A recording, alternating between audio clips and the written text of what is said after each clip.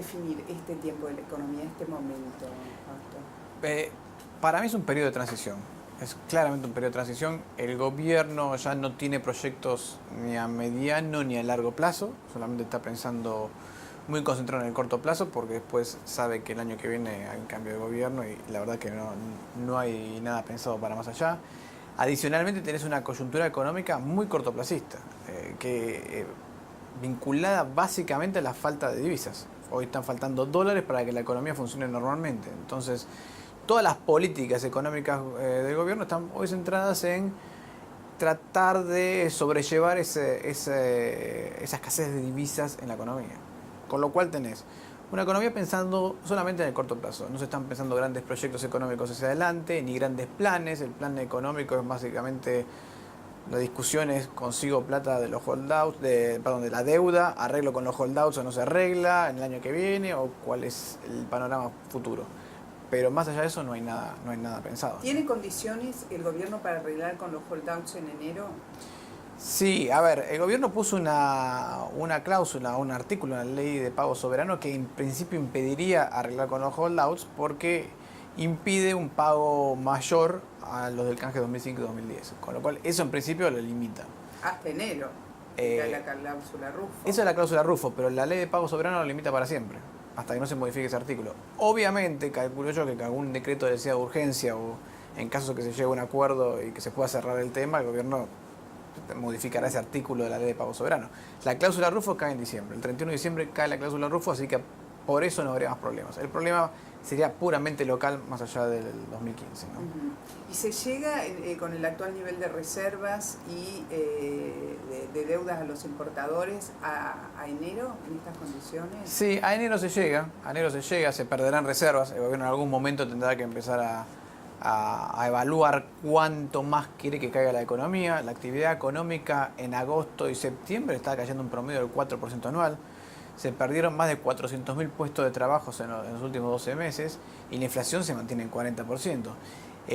Ahora el gobierno lo que puede hacer es, perder reservas y dar más dólares para los insumos importados y por ahí mejorar un poquito el nivel de actividad económica.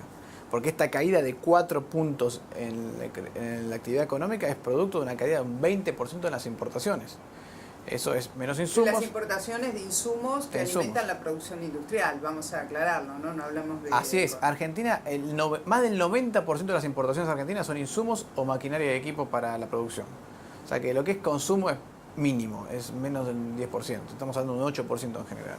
Entonces, lo que Argentina importa es insumos o maquinaria de equipo o piezas para maquinaria de equipo, que es tan importante como el insumo. Se te rompió la máquina, necesitas la pieza para reemplazarlo y hasta que no la tenés, no anda. Entonces, esa caída en 20 puntos de las importaciones, de 20% de las importaciones, implica que la actividad económica está cayendo un 4%. Entonces, hasta que no entregues más dólares para que la economía arranque, no vas a poder mejorar. El gobierno parte de la base de que con aumentar la presión de la demanda, la economía se sostiene. Bueno, ese es un error. Es un error, porque eso es solamente cuando uno tiene capacidad ociosa, cuando uno puede producir más.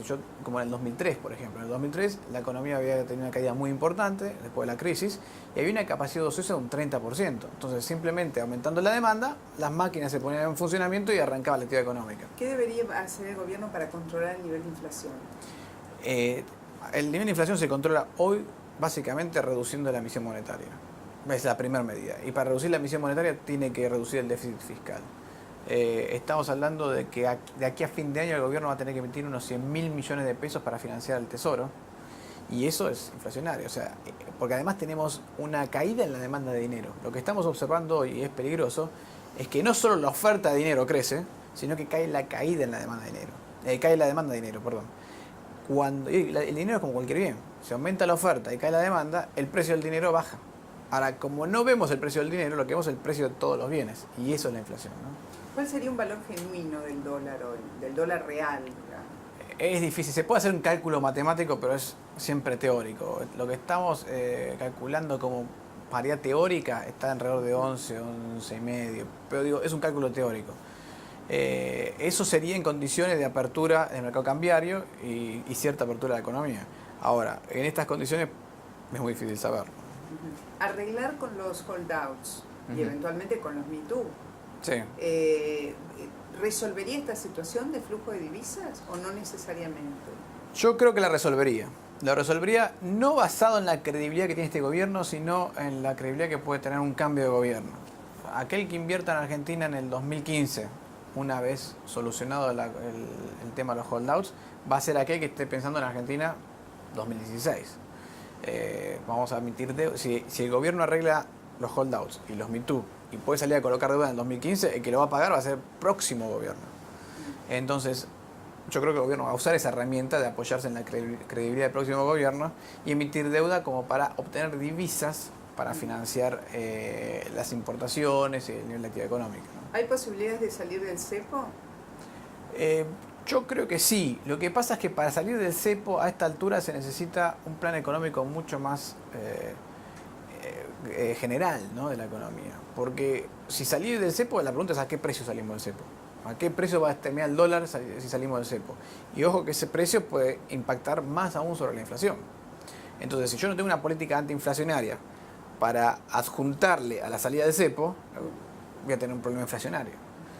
Por eso creo yo que se necesita hoy un plan más general, ¿no? ¿Cuál debería ser una relación lógica entre el Producto Bruto Interno y la cantidad de dinero que se dedica para el gasto público? Mira, nada, cero.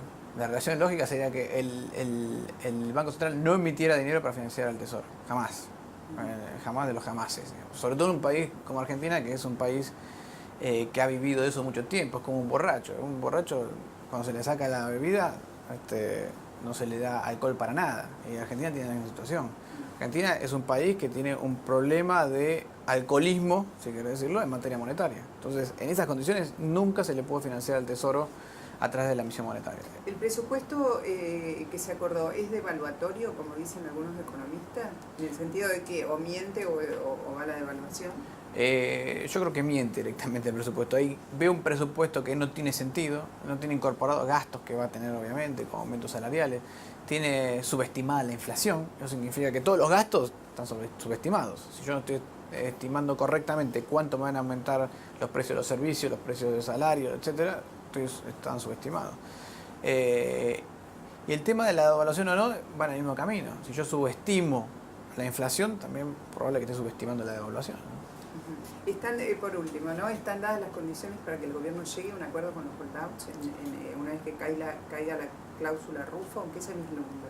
Yo creo que sí, yo creo que están dadas las condiciones para eso. Recientemente gente de Nueva York nos ha dicho que hay condiciones. No, la verdad es que todo el mundo quiere que se arregle el problema.